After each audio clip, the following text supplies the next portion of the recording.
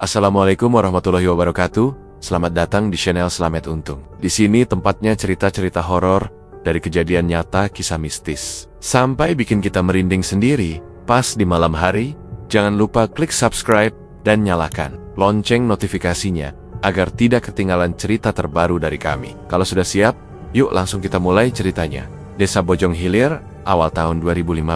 Hujan turun hampir setiap sore, membasahi jalan-jalan tanah dan pematang sawah yang mulai berlumpur. Udara lembab menusuk ke dinding-dinding bambu rama-rama warga yang sebagian besar hidup dari bertani atau menjadi buruh tani. Di bagian paling ujung desa, berdiri sebuah gubuk kayu yang nyaris ambruk, beratap rumbia yang bocor di banyak sisi. Di dalamnya tinggal 3 orang, Haji Darmawijaya, Nyai Lastri Rahayu, dan anak mereka yang baru berusia 8 tahun, Sekar Ayu. Hari itu, hujan belum turun. Darmawijaya duduk di depan rumah, menggenggam sebatang kayu panjang yang ujungnya ia asah untuk dijadikan alat pancing belut. Pikirannya kosong, menatap jalanan becek di depan gubuknya. Dari dalam rumah, suara Lastri terdengar memanggil. "Akang, mau kemana lagi bawa-bawa kayu?" "Ke sawah, cari belut, siapa tahu bisa jadi lauk sore ini," jawab Darmawijaya tanpa menoleh. Lastri keluar dari dalam rumah. Kain lusuh yang ia kenakan terikat di pinggang. Tangannya penuh abu. Dapur, ia berdiri di depan suaminya, matanya menyorot lelah. "Udah sore, Akang, belut juga belum tentu dapat. Jalanan licin. Kalau jatuh gimana?"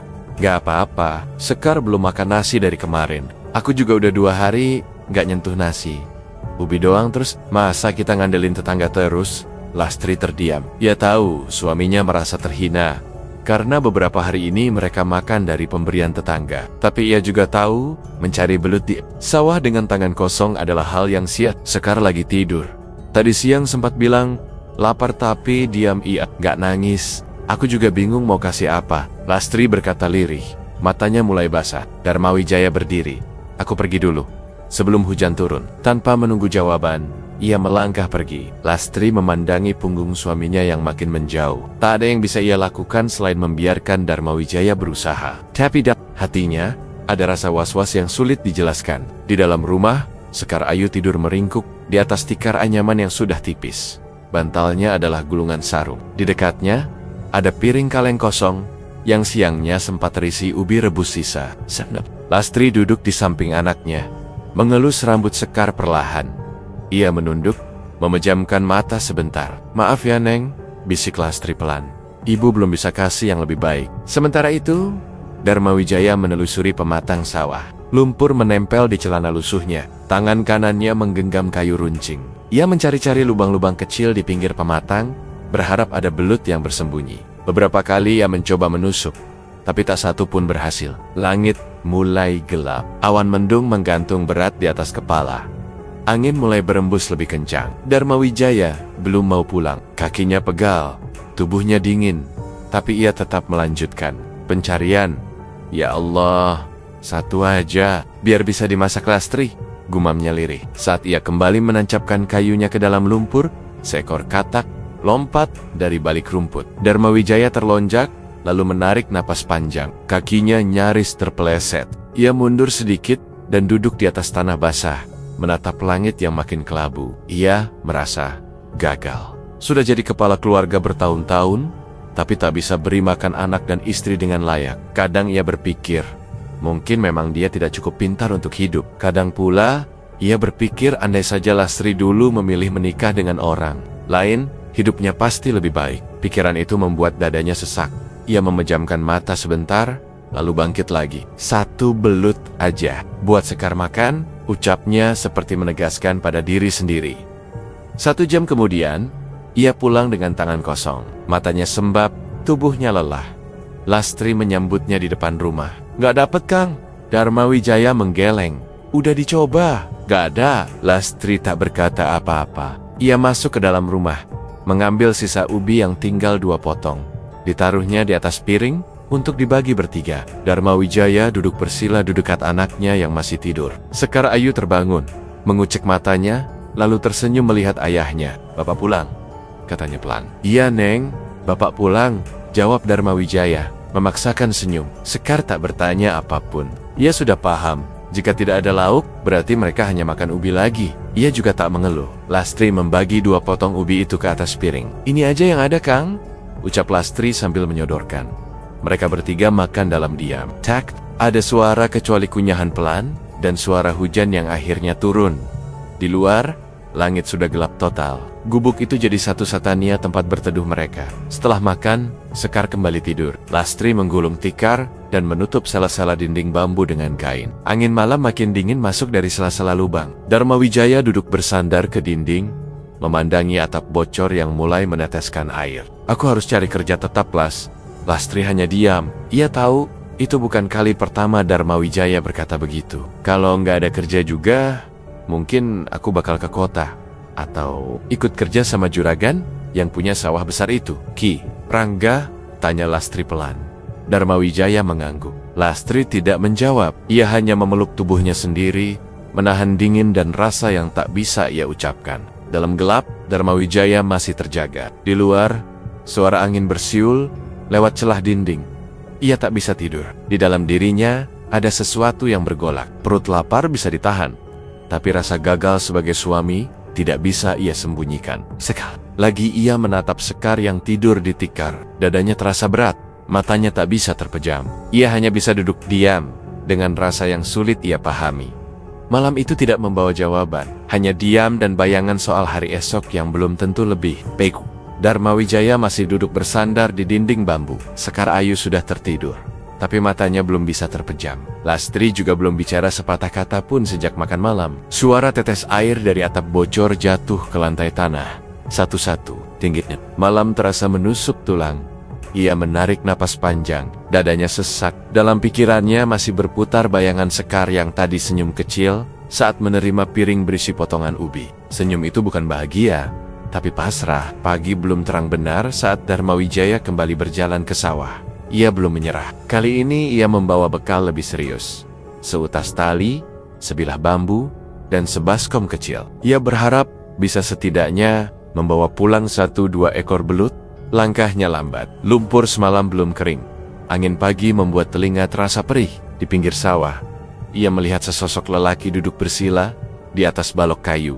Lelaki itu sedang melinting tembakau. Ia mengenakan caping lebar dan baju kumal warna coklat. Dharma Wijaya mengenalinya Sastra Pradipta, tetangganya dari gang belakang yang beberapa tahun terakhir bekerja di peternakan kambing milik Ki Rangga. Saat medut, Kang Dharma, sapa Sastra sambil menepuk balok di sampingnya. Sini, ngopi dulu. Dharma Wijaya mendekat, duduk pelan. Tubuhnya pegal, tangannya kotor. Tapi ajakan ngobrol di pagi yang dingin selalu terasa hangat. Masih nyari belut? Tanya Sastra sambil menyerahkan gelas kaleng berisi kopi hitam. Iya, nggak ada kerjaan lain, jawab Dharma Wijaya. Belum nemu juga. Belutnya makin pintar. Mungkin. Sastra tertawa pendek, tapi wajahnya tetap dingin. Ia menyeruput kopinya, lalu menatap Dharma Wijaya agak lama. Kang, kemarin majikan saya nanya, katanya butuh 1 orang buat nambahin penjaga kambing yang kerja siang-siang di kandang belakang rumah, ngaret, bersihin kandang, angon sampai sore. Kalau Kang Dharma mau, saya omongin ke juragan. Dharma Wijaya terdiam. Tangan kanannya memutar gelas kaleng yang sudah setengah kosong. Ia butuh kerja, tapi langsung bekerja di tempat orang paling kaya di desa itu bukan perkara ringan. Nama Ki Rangga dikenal semua warga. Sawahnya luis, ternaknya banyak, tapi banyak juga cerita miring tentang kekayaannya. Gajinya berapa, Kang? Tanya Dharma Wijaya perlahan. Sebulan pertama, nggak digaji. Dikasih makan doang, bekal buat dibawa pulang juga ada. Kalau bagus kerjanya, bulan kedua mulai dibayar. Lumayan, bisa buat makan sehari-hari. Dharma Wijaya mengangguk pelan. Tawaran itu menggiurkan, tapi juga berat. Ia tahu Lastri mungkin tidak akan setuju. Tapi ia juga sadar, pulang ke rumah tanpa hasil lagi hanya akan menambah rasa bersalah. Nanti saya pikirkan dulu. Tapi, makasih udah ditawarin, Kang. Sastra bangkit. Ia menepuk bahu Dharma Wijaya sebelum melangkah pergi. Kalau mau, sore ini ikut saya ke rumah juragan. Saya kenalin. Sesampainya di rumah, Lastri sudah duduk di ambang pintu. Wajahnya cemas. Ia tahu suaminya tidak membawa apa-apa lagi hari ini. Tanpa bicara, Dharma Wijaya masuk dan duduk di dekat tikar. Sekar Ayu sedang mengelap piring bekas ubi semalam. Lastri menatap suaminya lama, lalu akhirnya bertanya pelan. Dapet? Dharma Wijaya menggeleng. Terus? Tadi ketemu sastra. Dia bilang, Ki Rangga butuh orang buat jaga kambing. Saya ditawari. Lastri menghela napas panjang. Gajinya? Sebulan pertama nggak digaji, cuma dikasih makan dan bekal buat dibawa pulang. Lastri langsung bangkit berdiri. Kerja apa itu namanya? Kerja atau disuruh kayak budak? Ya daripada nggak kerja, Las. Jawab Dharma Wijaya lirih. Derpak, kita makan ubi sisa terus. Lastri tidak menjawab. Ia masuk ke dalam. Suasana rumah hening sampai sore. Sekar Ayu hanya duduk diam di pojok, menggambar-gambar di tanah dengan batang lidi. Dharma Wijaya duduk di depan rumah, menatap jalanan. Sore hari, Sastra datang dan mengetuk pagar bambu. Dharma Wijaya melirik ke dalam. Lastri menatap balik, lalu pelan mengangguk. Dharma Wijaya berdiri, mengangguk ke arah Sastra, dan mereka pun berangkat bersama. Rumah Ki Rangga lebih besar dari rumah siapapun di desa. Ada pagar besi, halamannya luas. Kandang kambing ada di belakang rumah. Suasana di sana tenang, tapi sepi. Ki Rangga hanya keluar sebentar, melihat Dharma Wijaya dari kejauhan, lalu mengangguk. Tak banyak bicara, hanya perintah singkat. Besok pagi, arit dan karung sudah disiapkan di kandang. Pagi sampai sore. Kalau bagus kerjanya, bulan depan baru digaji. Dharma Wijaya menjawab, siap, juragan. Esok paginya, pekerjaan dimulai. Ia datang lebih pagi dari siapapun. Members kandang, mengangkat kotoran, menggiring kambing ke padang rumput. Ngaret 2 karung penuh. Badannya pegal, kakinya panas karena terus jalan, tapi tak sekalipun ia mengeluh. Sore tiba, ia menerima 1 bungkus nasi timbel dan lauk sederhana dari dapur belakang. Itu yang ia bawa pulang. Saat sampai rumah, Sekar Ayu menyambutnya dengan senyum cerah.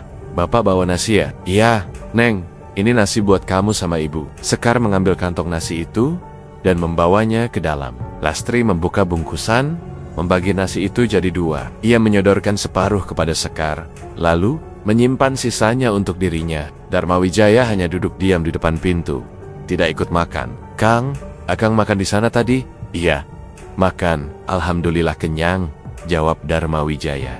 Meskipun perutnya sebenarnya kosong. Lastri tidak bertanya lagi, tapi dalam hatinya, ia tahu Dharma Wijaya berbohong. Ia tahu nasi timbel itu seharusnya untuk suaminya, tapi setiap sore, Dharma Wijaya selalu pulang dengan nasi yang sama, dan selalu bilang sudah makan. Ia tahu, suaminya rela lapar demi mereka. Hari demi hari berlalu. Pekerjaan makin berat, kambing makin banyak, kadang cuaca panas, kadang hujan, turun sebelum sore.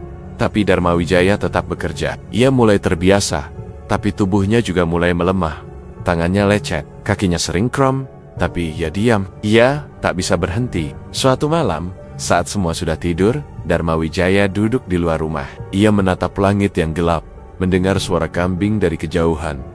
Ada rasa aneh yang ia rasakan. Bukan capek, bukan lapar, tapi seperti ada beban yang belum bisa ia lepaskan. Ia menarik napas panjang, menunduk, dan menatap tanah. Malam makin dingin, tapi ia tak bergerak. Diam seperti menunggu sesuatu yang belum datang. Suara kambing dari kejauhan masih terdengar pelan saat Dharma Wijaya mematung di depan rumah. Udara dingin menusuk kulit, tapi ia tak bergeser. Di dalam, Sekar Ayu dan Lastri sudah terlelap. Tubuhnya lelah, tapi kepalanya terus berpikir. Ada rasa tak nyaman yang sulit ia jelaskan. Seperti beban yang terus bertambah dari hari ke hari.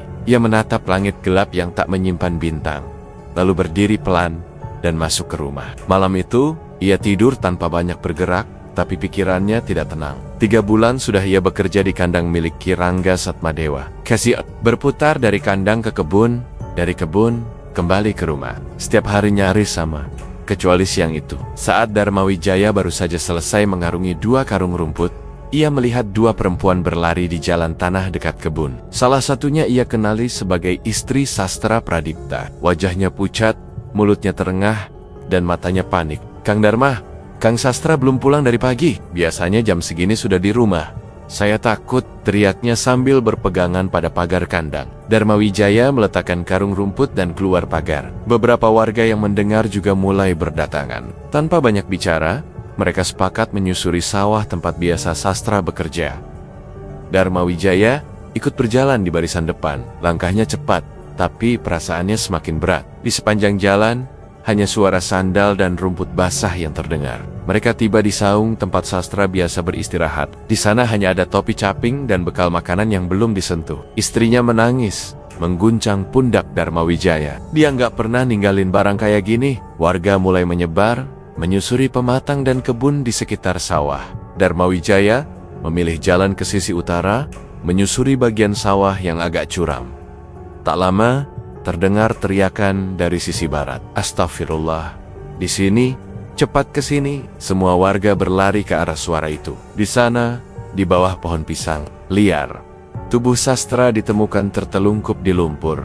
Wajahnya tertutup tanah, kaku, dan tak bernapas. Tubuhnya dingin. Saat dibalik, dada kirinya menampilkan tanda lebam kehitaman besar berbentuk bulat. Salah satu warga membalikan tubuh sastra lebih jauh. Di belikatnya ada bekas serupa. Tak ada suara selama beberapa detik. Semua orang mematung. Istri sastra menjerit histeris, merangkul tubuh suaminya. Tangisannya pecah, menggema di tengah sawah yang sunyi. Beberapa orang mulai berbisik, sebagian saling pandang. Nama Kirangga perlahan disebut, pelan tapi jelas. Ini tanda yang sama, kayak yang dulu-dulu, ucap seorang lelaki paruh baya. Aku pernah lihat jenazah almarhum Rukman. Mirip begini, sahut yang lain. Namun suasana langsung berubah saat seseorang berkata lirih, "Jangan keras-keras, hati-hati." Sekitar 1 jam kemudian, mobil milik Kirangga terlihat mendekat dari kejauhan. Sopir turun lebih dulu, lalu Kirangga keluar dari dalam mobil dengan pakaian rapi. Ia tidak melihat jenazah sastra terlalu lama. Ia hanya berjalan mendekat, lalu mengangguk kecil. Seorang pria berbaju hitam menyerahkan segepok uang dalam amplop coklat ke istri almarhum. "Sampaikan duka dari saya. Semoga almarhum tenang," kata Kirangga singkat. Lalu kembali ke mobil. Tak satu pun warga bicara saat itu. Semua diam, menunduk. Bahkan istri sastra yang tadi menangis keras, kini hanya bisa memeluk amplop di tangannya. Sementara tubuh suaminya ditandu warga ke rumah. Dharma Wijaya berjalan pulang tanpa suara. Tubuhnya pegal, tapi bukan karena kerja. Matanya menatap kosong. Setiap langkah terasa berat. Saat tiba di rumah, Lastri menyambutnya di depan pintu. "Akang ikut nyari?" "Iya," jawabnya pelan. Lastri melihat wajah suaminya yang pucat. "Kenapa? Ada apa?" "Sastra meninggal." "Astagfirullah, kenapa?" "Ditemukan di sawah, tertelungkup. Ada tanda di badannya." Lastri menatap lekat. Ia menutup pintu, menarik tangan suaminya masuk ke dalam. "Itu tanda yang sama, Kang, yang katanya juga ada di tubuh Rukman waktu itu." Dharma Wijaya hanya mengangguk. Ia duduk di tikar, menunduk. Sekar Ayu yang duduk di sudut diam saja. Ia memandangi ayahnya, lalu berjalan mendekat dan duduk di pangkuan. "Kang, udahan aja kerja di sana. Aku nggak enak hati." Suara Lastri pelan. Dharma Wijaya menggeleng. "Kita makan dari situ, Las. Aku nggak bisa berhenti. Kalau aku berhenti, kita makan apa? Kita bisa cari yang lain, Kang. Kerja bangunan, kerja kebun, apa aja. Tapi jangan di tempat Kirangga. Nggak baik." Dharma Wijaya diam. Ia tidak menjawab. Tapi dalam dadanya, rasa takut mulai muncul. Ia mulai ingat beberapa malam terakhir saat ia menggiring kambing menjelang gelap. Ia merasa seperti diawasi. Ia juga mulai sadar tubuhnya makin lemah. Kakinya sering kesemutan.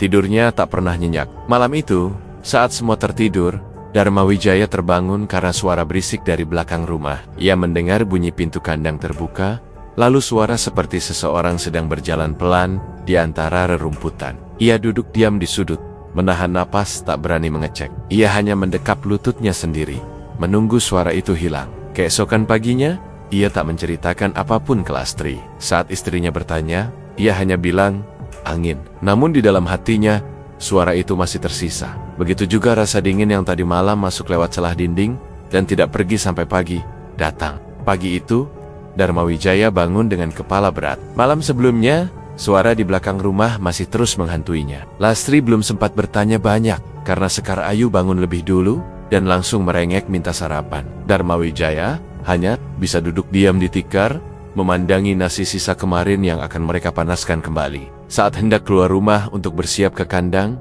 suara dari depan pagar membuat langkahnya terhenti.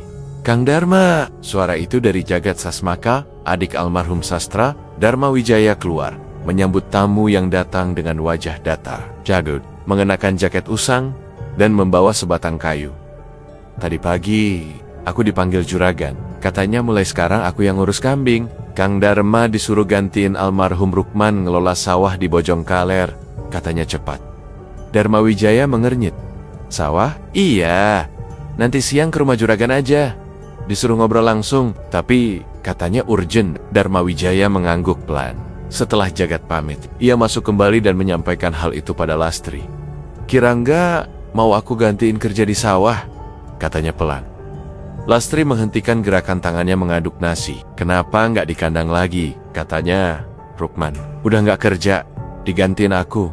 Lastri terdiam. Ada sesuatu di raut wajahnya yang berubah. Ia duduk, menatap suaminya serius. Kang, Rukman itu mati loh. Dharma Wijaya menoleh cepat. Mati? Iya. Aku baru dengar kemarin dari Bu Retno. Katanya jenazah Rukman juga ditemukan dengan tanda hitam di dada, kayak sastra. Lidah Dharma Wijaya terasa kaku, tapi ia buru-buru berdiri dan mengambil capingnya. Nanti aja bahasnya, aku mau ke rumah juragan dulu. Siangnya, ia datang ke rumah Kirangga. Di beranda depan, Nyi Sulastri Ningrum, istri Kirangga, membukakan pintu. Senyumnya tipis, tatapannya lama. Kamu sudah ditunggu sama bapak, katanya sambil mempersilahkan masuk. Dharma Wijaya duduk di ruang tamu. Kirangga keluar beberapa saat kemudian, duduk di kursi ukiran, dan menatapnya lama. Kamu sudah kerja di sini berapa lama, Dharma? Tanyanya. Masuk bulan keempat juragan. Kirangga mengangguk pelan. Aku puas dengan kerja kamu. Sekarang, aku butuh kamu bantu garap sawahku di Bojongkaler. Rukman udah nggak bisa kerja. Mulai minggu depan, kamu pindah tugas. Ada orang yang bantuin kamu nanti. Namanya Brahma. Dia tahu petaknya. Siap, juragan? Jawab Dharma Wijaya cepat. Walau dalam dadanya mulai timbul keraguan. Hari-hari setelah itu, Dharma Wijaya mulai bekerja di sawah. Lokasinya lebih jauh dari rumah, agak tersembunyi di ujung kebun. Sawah itu luas dan lembab, tanahnya lebih dalam, dan airnya keruh. Saat pertama kali menginjakkan kaki di sana, perasaannya tidak enak. Tapi Brahma menyuruhnya mulai menebas rumput di pematang. Di sini anginnya beda, Kang, kata Brahma. Tapi tenang aja, udah biasa. Dharma Wijaya hanya mengangguk. Setiap hari ia datang pagi, bekerja sampai sore, kadang sendirian. Di tengah sawah, suara jangkrik dan kodok bersahutan. Kadang terdengar gemerisik yang tak jelas asalnya, tapi ia tak berani menoleh. Tubuhnya mulai sering pegal, tidurnya tak lagi nyenyak. Tapi uang bulanan dari Kirangga mulai lancar. Beberapa kali ia diberi tambahan berupa makanan dan beras yang diantar langsung ke rumah. Lastri menyambut pemberian itu dengan kaku. Ia tidak gembira seperti sebelumnya. Ia mulai merasa ada yang aneh. Kang, kenapa sekarang Kirangga jadi suka ngasih-ngasih barang ke rumah? Tanyanya suatu malam. Katanya bonus. Karena kerjaan aku bagus, jawab Dharma Wijaya pelan.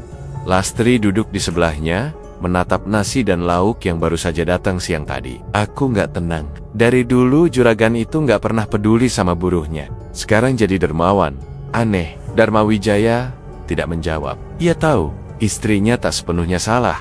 Bahkan dalam hati, ia sendiri mulai curiga. Tapi keadaan rumah mereka mulai membaik. Atap rumah sudah diganti. Dinding bambu mulai ditambal kayu. Sekar ayu sudah dimasukkan ke pesantren. Semua itu hasil dari pekerjaan yang sekarang. Jika ia berhenti, semuanya akan berhenti juga.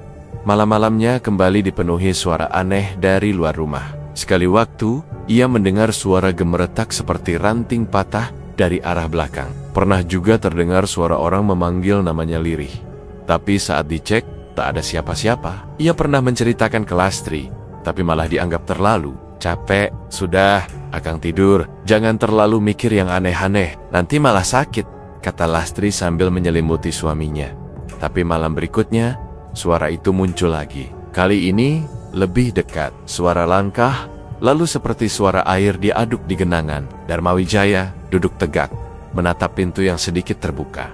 Suara itu berhenti tiba-tiba, tapi hawa dingin yang masuk membuat tengkuknya meremang. Pagi harinya, ia tetap berangkat ke sawah. Namun sebelum berangkat, ia berdiri cukup lama di depan rumah, menatap langit yang gelap dan mendung lalu menandok Lastri, memperhatikannya dari dalam. Kak, katanya pelan. Ya, kalau akang ngerasa, enggak, jangan dipaksakan. Enggak semua uang bisa dibawa pulang dengan tenang. Dharma Wijaya hanya tersenyum tipis, lalu melangkah pelan ke jalanan becek. Satu karung di pundaknya, satu lagi dikempit di pinggang. Di kejauhan, sawah milik Ki Rangga tampak samar di balik kabut. Pagi, suaranya sunyi, tapi di kepala Dharma Wijaya, gema langkahnya sendiri terdengar seperti gema dari tempat yang jauh, terlalu jauh. Langkah kaki Dharma Wijaya menyusuri pematang masih berat seperti paji-paji sebelumnya. Kata-kata Lastri sebelum ia berangkat ke sawah terus terngiang, tapi pikirannya tetap tertuju pada ladang, pada pekerjaan yang tidak bisa ia tinggalkan begitu saja. Sore harinya, saat ia pulang, di depan rumah sudah menunggu Bayu Adiwangsa, adik iparnya. Bayu membawa kabar bahwa sawah miliknya sedang dipanen dan kekurangan tenaga. Ia meminta bantuan Dharma Wijaya. Tanpa banyak pikir, Dharma Wijaya langsung setuju. Motor saya di depan, nanti Kang Dharma bawa aja. Saya duluan berangkat bareng tetangga, kata Bayu. Dharma Wijaya sempat ragu membawa motor itu, tapi Bayu memaksa. Santai aja Kang, pakai aja, nggak usah takut. Menjelang maghrib, Dharma Wijaya pun berangkat menyusul. Jalanan sepi, hanya dikelilingi pohon dan sawah gelap di kiri kanan. Lampu motor menyala redup, suara mesinnya pelan. Saat ia melintasi jalur sempit yang memotong pesawahan, dua motor muncul dari arah belakang dan langsung menyalip perlahan. Ia sempat menoleh, namun tak kenal siapapun yang membonceng. Beberapa meter kemudian, motor-motor itu berhenti dan menghadang jalannya. 4 orang bertubuh tinggi besar turun, mengenakan jaket kulit hitam. Salah satunya menunjuk ke arah Dharma Wijaya. Berhenti, Pak, motor yang Bapak pakai ini bodong, ucap pria itu dengan nada tegas. Dharma Wijaya memelankan laju motornya. Maaf, ini motor adik saya cuma minjem. Bodong tetap bodong. Kami dari kepolisian, STNK dan BPKB mana? Dharma Wijaya mulai panik. Ia tidak membawa surat apapun. Saya nggak tahu Pak, bukan motor saya nggak bawa suratnya. Pria itu mendekat. Salah satunya merampas kunci motor, yang lain memegang lengan Dharma Wijaya. Kalau Bapak keberatan, kita bawa ke kantor. Bapak bisa dijerat pasal penadah. Suara itu dingin dan tajam. Dharma Wijaya langsung lemas, keringat dingin mengucur. Ia tak berani melawan. Dengan gemetar, ia melepas genggaman dan menyerahkan motor itu tanpa perlawanan. Para pria itu menaiki motor dan pergi begitu saja, meninggalkan Dharma Wijaya di tengah jalanan gelap. Dengan tubuh menggigil dan napas tak teratur, ia berjalan kaki menelusuri jalan sempit yang tadi dilewati. Rasa bersalah mulai menghantui. Ia membayangkan wajah Bayu saat tahu motornya hilang di tangga rasa. Bingung, pandangannya tertuju pada sebuah pohon asem tua di tepi jalan. Di bawahnya, tampak sesuatu duduk diam. Awalnya ia mengira itu karung atau orang yang sedang beristirahat, tapi bentuknya tidak wajar. Warnanya putih. Dia memeteng langkah Dharma Wijaya melambat. Matanya menatap lurus. Jantungnya berdetak cepat. Semakin dekat, bentuk sosok itu semakin jelas berbulu putih. Tubuhnya membungkuk, dan matanya tampak merah menyala dalam gelap. Sosok itu berdiri perlahan, tinggi, sangat tinggi. Hampir setinggi pohon asem itu sendiri. Tubuh Dharma Wijaya membeku. Napasnya terhenti sejenak saat makhluk itu menoleh dengan gerakan patah dan menunjukkan taring tajam di antara bibirnya yang mengatup. Dharma Wijaya langsung berbalik dan berlari sekuat tenaga.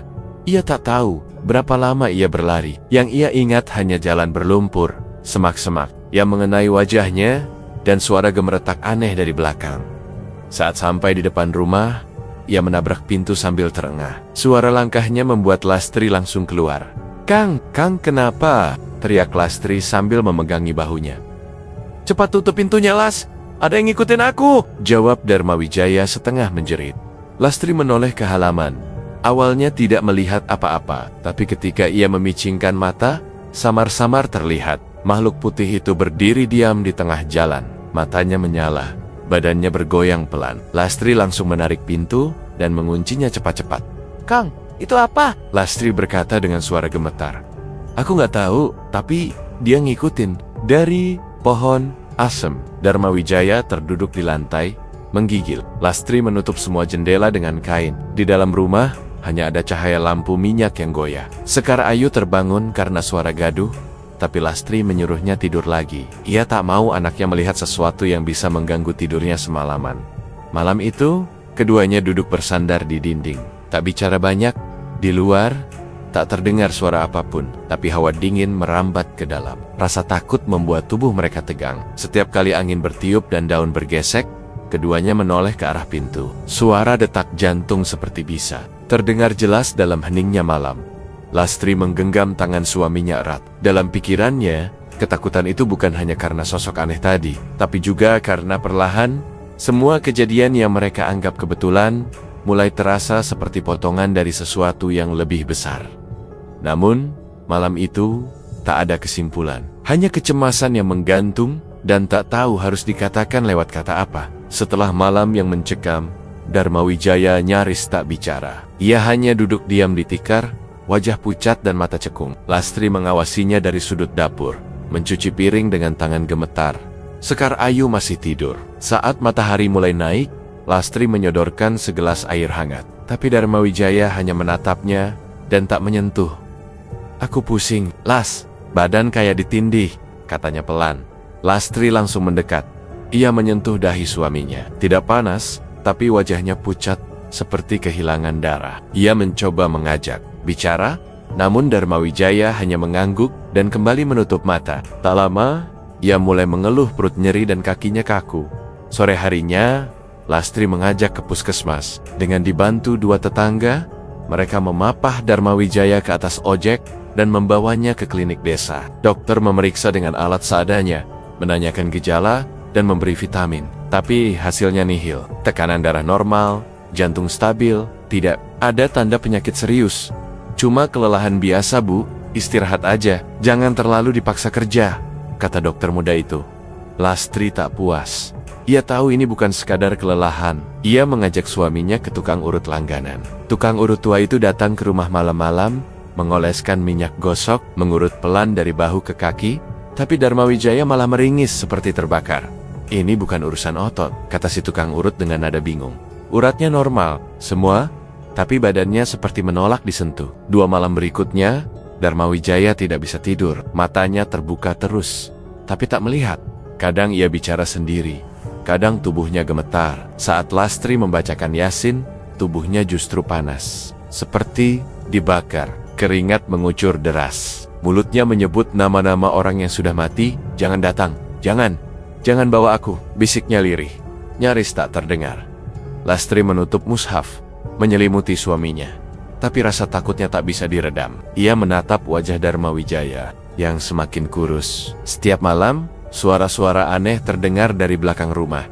Lastri mulai takut tidur sendirian. Ia tahu, ini bukan sekadar sakit biasa. Ia perlu bantuan, tapi tak tahu kemana lagi harus meminta. Akhirnya, pagi itu, ia memberanikan diri pergi ke rumah dukun kampung Kiwirya Depa yang tinggal di ujung hutan kecil arah timur desa. Ia berjalan cepat menyusuri pematang, melewati kebun dan sungai kecil. Setibanya di sana, ia menunggu di luar rumah berdinding papan sambil memeluk tubuh sendiri. Tak lama, Kiwiryo keluar dengan tongkat dan sorban kecil di bahunya. Wajahnya tua, dengket, matanya tajam, tapi tidak menyeramkan. "Ada apa, Las?" tanyanya singkat. Lastri langsung bersimpuh. "Suami saya, Ki, sakitnya aneh. Badannya panas, tapi bukan demam, ngigau terus. Mimpi orang mati. Setiap saya bacain ayat, badannya malah membara." Kiwiryo tak langsung menjawab. Ia menatap langit sebentar, lalu masuk dan mengambil segelas air. Ia menyerahkan pada Lastri, "Bawa ini, tapi dengarkan baik-baik. Suamimu sudah dekat ke gerbang pesugihan. Dia sedang ditarik." Waktunya nggak lama, Lastri membeku. "Gerbang pesugihan? Ya, dia sudah terlalu dalam, Las. Siapapun yang kerja di bawah kuasa Kirangga, lambat laun akan terikat. Terutama yang menggantikan posisi mereka yang mati mendadak. Itu bukan kebetulan." Lastri menunduk, menahan tangis. "Tolong Ki, tolong bantu suami saya mohon." Kiwiryo menggeleng pelan. "Saya tidak berani melawan kuasa Kirangga. Apa yang dia pelihara bukan makhluk biasa. Aku hanya bisa memberimu waktu. Tapi menyelamatkan suamimu, itu di luar kemampuanku." Air mata Lastri jatuh deras. Ia memeluk gelas itu seperti menyelamatkan nyawa. Ia tak tahu harus berharap pada siapa lagi. Dengan langkah gontai, ia pamit dan kembali ke rumah. Namun saat ia tiba di depan halaman, sudah ada banyak orang berkumpul. Beberapa berdiri di pagar, beberapa masuk ke dalam rumah. Lastri segera mempercepat langkah. "Ada apa ini?" tanyanya panik. Tetangga yang melihatnya langsung mendekat. "Bu, suaminya tadi teriak-teriak.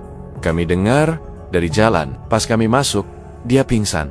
Sekarang dibaringkan di dalam." Lastri masuk dan menemukan Dharma Wijaya terbaring di tikar, wajahnya pucat, matanya tertutup rapat. Beberapa ibu-ibu berdiri di sekeliling, membisikkan ayat. Tapi hawa ruang itu seperti ditekan oleh sesuatu yang tak terlihat. Udara terasa berat, napas sulit diambil panjang.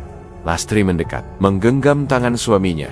Dingin, tapi dadanya masih naik turun perlahan. Ia menahan isak, memejamkan mata, lalu berkata dalam hati ia belum mau kehilangan suaminya. Namun, ia juga tahu, semuanya kini tidak bisa lagi diukur dengan logika. Lastri terdorong masuk oleh desakan orang-orang di pintu. Suara ibu-ibu yang membaca ayat-ayat suci bercampur isak tangis kecil. Ia tidak peduli. Langkahnya cepat menuju kamar tempat suaminya dibaringkan. Beberapa tetangga berdiri di sisi pintu, menunduk dengan wajah penuh iba. Begitu kakinya menginjak ambang kamar, Lastri berhenti. Dharma Wijaya terbujur kaku di atas tikar, berselimut kain batik, dengan wajah pucat dan mata tertutup rapat. Kedua tangannya dilipat di atas perut. Di sampingnya, duduk dua orang ibu tua yang terus membacakan doa dengan suara pelan. Lastri dan langsung menjatuhkan diri ke sisi jenazah. Ia memeluk tubuh suaminya yang dingin, tangisnya pecah. Air matanya membasahi baju Dharma Wijaya. "Akang, kenapa ninggalin aku, Kang?" ucapnya berulang kali. Beberapa perempuan mencoba menenangkan, tapi Lastri menepis tangan siapapun yang menyentuh. Ia menangis seperti orang kehilangan arah, mengguncang tubuh suaminya yang sudah tidak bergerak. Tidak ada jawaban, hanya dingin yang makin terasa menusuk. Tak lama kemudian, suara kendaraan terdengar di luar. Warga yang berdiri di depan rumah menoleh bersamaan. Sebuah mobil hitam berhenti perlahan. Dari dalamnya turun Ki Rangga Satmadewa, mengenakan pakaian serba putih dan peci hitam. Di belakangnya, dua orang pria membawa tas kecil. Ia masuk ke rumah tanpa bicara banyak. Beberapa warga memberi jalan. Langkahnya pelan, wajahnya tenang. Sesampainya di ruang tamu, ia membuka tas kecil dan mengambil satu amplop coklat. Ia menyerahkannya kepada adik ipar Dharma Wijaya, Bayu Adiwangsa, yang sedang berdiri di dekat pintu. "Ini untuk keluarga almarhum. Semoga bisa membantu," katanya singkat. Lastri yang melihat kejadian itu langsung berdiri. Ia melangkah cepat ke arah Ki Rangga. "Buat apa uang itu, Pak?" Suaranya keras. Ki Rangga menatap sebentar, lalu menjawab tenang, sebagai bentuk kepedulian. "Almarhum buruh saya yang paling rajin. Tapi, akang saya mati, Pak." "Nggak ada yang bisa jelaskan." "Kenapa?" Suara Lastri makin meninggi. Warga mencoba menenangkan. Beberapa menarik pelan tangannya, agar tak mempermalukan diri sendiri. Lastri diam, tapi wajahnya menyimpan kemarahan yang dalam. Ki Rangga hanya menunduk sebentar, lalu keluar rumah. Mobil pergi begitu saja, tanpa satu kata tambahan. Malam itu, jenazah Dharma Wijaya dimandikan oleh warga. Beberapa orang tua laki-laki memandikan tubuhnya di belakang rumah dengan air sumur yang disiapkan sejak sore. Setelah dimandikan dan dikafani, jenazah dibawa ke masjid kecil di ujung jalan untuk disyalatkan. Lastri mengikuti di belakang, dipapah oleh dua tetangga perempuan. Matanya bengkak, langkahnya limbung. Pemakaman dilakukan malam itu juga. Tanah merah digali cepat. Warga bergiliran mengantar. Beberapa membawa obor. Sisanya hanya lampu dari ponsel. Saat jenazah diturunkan, Lastri berdiri diam, tak menangis lagi. Tatapannya kosong, seolah tidak lagi tahu harus marah atau sedih. Setelah semua selesai, warga satu persatu pulang. Hanya beberapa yang tinggal membaca tahlil. Di dalam rumah, Lastri duduk sendiri di ruang depan. Ia menatap kosong ke arah tikar yang tadi dipakai untuk membaringkan jenazah. Air matanya sudah kering. Sekar Ayu belum tiba. Ia masih di pesantren. Lastri mengirim kabar melalui Ustadz, tapi jarak cukup jauh. Menjelang tengah malam, suara motor terdengar. Sekar Ayu tiba dengan ditemani Ustadz dan dua santri. Saat masuk ke dalam rumah, Sekar langsung mencari ibunya. "Ibu!" Suaranya parau. Lastri bangkit dan memeluknya. Sekar Ayu melihat tikar yang kosong, lalu memalingkan wajah ke kamar. Ia melangkah pelan ke sana. Begitu melihat sehelai kain kafan terlipat di sudut, Sekar Ayu menjerit dan pingsan di tempat. Lastri menjerit memanggil anaknya. Ustadz segera menyusul, membawa air doa dan menyiramkannya ke wajah Sekar. Setelah beberapa menit, gadis itu sadar. Ia langsung memeluk ibunya, menangis sejadah-jadahnya.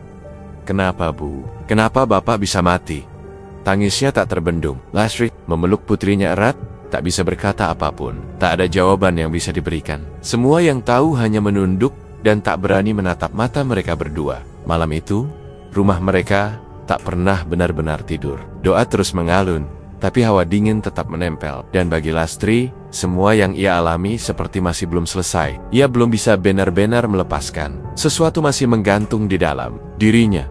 Sesuatu yang tak bisa ia ungkapkan dengan kata-kata. Rumah tua di pinggir sawah itu belum berubah. Atapnya memang sudah diganti beberapa tahun lalu. Tapi dinding papan tetap tampak kusam.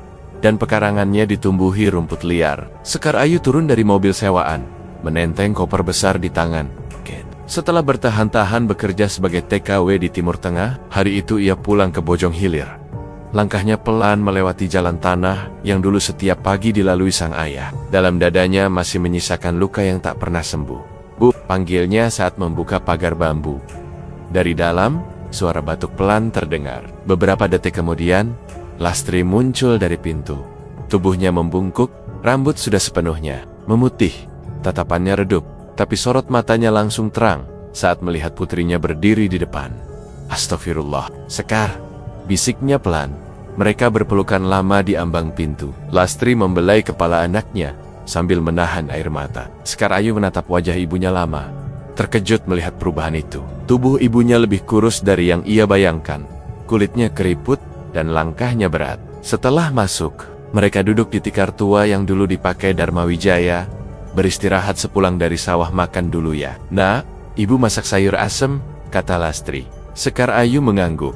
Makan malam berlangsung tenang, tak banyak bicara, hanya suara sendok dan piring yang sesekali beradu. Setelah makan, mereka duduk berdua di depan rumah. Angin malam bertiup pelan, membawa bau tanah dan dedaunan basah. Lampu di pojok rumah memancarkan cahaya redup. Di sela sunyi itu, Lastri menarik napas panjang. "Sekar, ibu mau ngomong sesuatu, tapi kamu harus janji nggak marah." Sekar Ayu menoleh. "Tentang apa, Bu?" Lastri menatap ke arah sawah gelap. "Tentang ayahmu, tentang kenapa dia bisa meninggal seperti itu." Sekar Ayu mengernyit. "Emang bukan sakit biasa?" Lastri diam sejenak.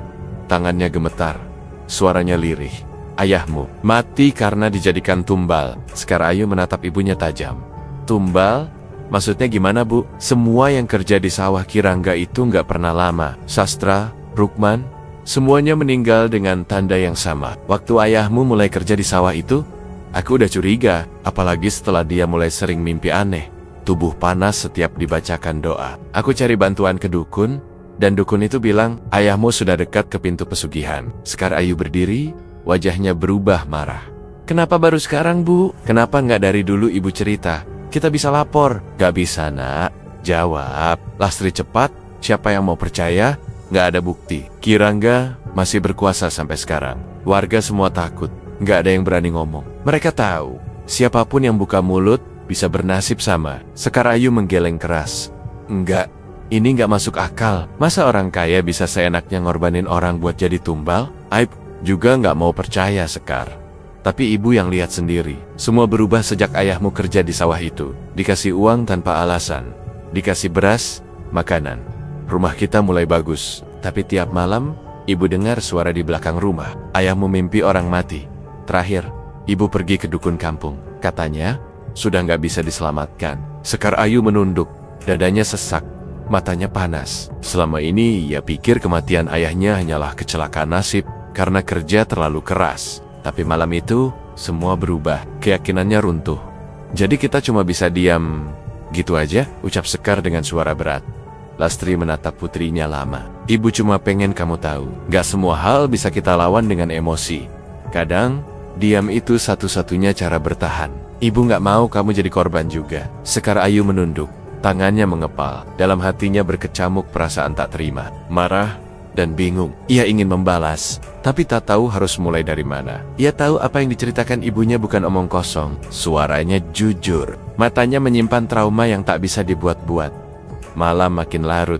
Rumah itu kembali sunyi. Dari kejauhan, terdengar lolongan anjing. Sekar Ayu masih duduk di depan pintu, menatap gelapnya sawah, tempat ayahnya dulu menggembala. Timid, gelap itu bukan hanya malam, tapi rahasia yang selama ini ditutupi oleh ketakutan dan kepasrahan warga. Rahasia yang selama ini dibiarkan hidup karena tak ada yang berani menyentuhnya. Suara malam masih sama seperti malam-malam sebelumnya. Angin yang pelan, suara kodok dari sela sawah, dan gesekan ranting dari pohon di samping rumah. Tapi di dalam dada Sekar Ayu, semuanya berbeda. Sejak ibunya mengaku tentang penyebab kematian ayahnya, kepalanya tak pernah benar-benar tenang. Wajah Kirangga terus muncul di benaknya. Wajah yang dulu sering datang ke rumahnya, menebar senyum dan memberi beras.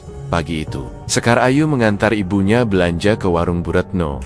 Di jalan, mereka berpapasan dengan beberapa buruh tani yang baru pulang dari sawah Kirangga. Wajah mereka letih, tapi bukan karena kelelahan bekerja. Wajah itu seperti kehilangan daya bicara. Mereka mengangguk pelan pada Lastri, lalu berlalu tanpa sepatah kata.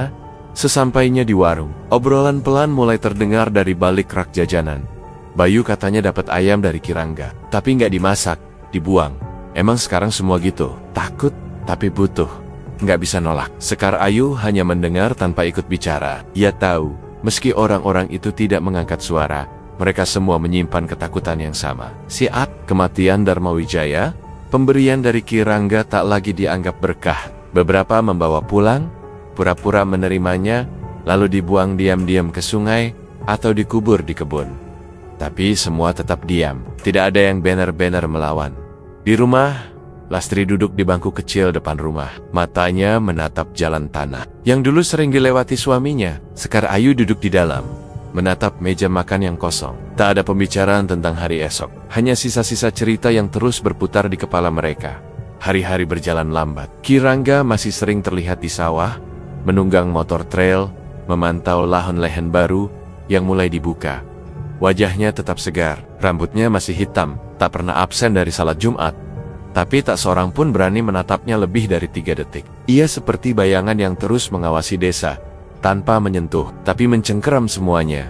Sekar Ayu pernah mencoba bertanya ke kepala dusun, tapi sebelum kalimatnya selesai, kepala dusun langsung geleng kepala. Sekar, kamu udah lama nggak di sini? Hidup di Bojong Hilir itu bukan soal benar atau salah, tapi soal bisa bertahan atau enggak. Jawaban itu membuat Sekar Ayu bungkam. Ia sadar, kebenaran tak pernah cukup jika semua orang memilih diam. Bahkan orang yang tidak terlibat pun bisa ikut membisu demi keselamatan. Malam-malam, Lastri dilalui dengan batuk kecil dan tatapan kosong. Sekar Ayu tidur di sebelahnya, tapi tak pernah benar-benar terlelap. Hatinya penuh amarah, tapi jalannya tak terlihat. Warga lain pun tak berani mendekat terlalu dekat.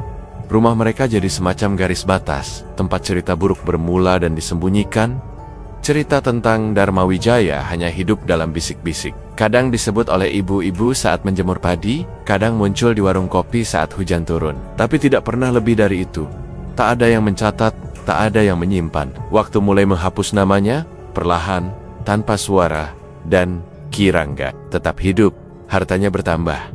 Lahan sawahnya makin luas. Setiap tahun panennya meningkat. Tapi di balik itu semua, Bojong Hilir berubah jadi desa yang kaku. Tak ada tawa di jalan, tak ada anak kecil bermain bebas. Semua bergerak pelan, seperti dihantui sesuatu yang tak terlihat. Sekar Ayu duduk di pinggir ranjang ibunya, menggenggam tangan Lastri yang sudah kurus. Bu, kalau semua orang terus takut, kapan selesai? Lastri hanya menggeleng pelan. Mungkin memang gak bisa selesai. Tak ada air mata, tak ada jeritan. Hanya dada yang penuh, sesak, seperti menahan sesuatu yang tak mungkin dikeluarkan. Di luar Rama, angin malam kembali bertiup. Sawah di kejauhan gelap dan sunyi. Dan dari balik sunyi itu, kutukan masih bertahan. Tidak berbentuk, tidak bersuara, tapi tinggal dalam diam yang panjang. Diam yang disepakati oleh semua orang karena jika bicara, bisa jadi mereka yang berikutnya. Terima kasih telah menyimak kisah ini sampai akhir. Semoga cerita Darmawijaya bukan hanya membuat bulu kuduk berdiri, tapi juga mengingatkan kita bahwa diam kadang bukan bentuk keselamatan, melainkan permulaan dari kehancuran yang lebih dalam. Sampai jumpa di kisah berikutnya. Dan ingat, tidak semua yang terlihat tenang benar-benar selamat dari kutukan. Wassalamualaikum warahmatullahi wabarakatuh.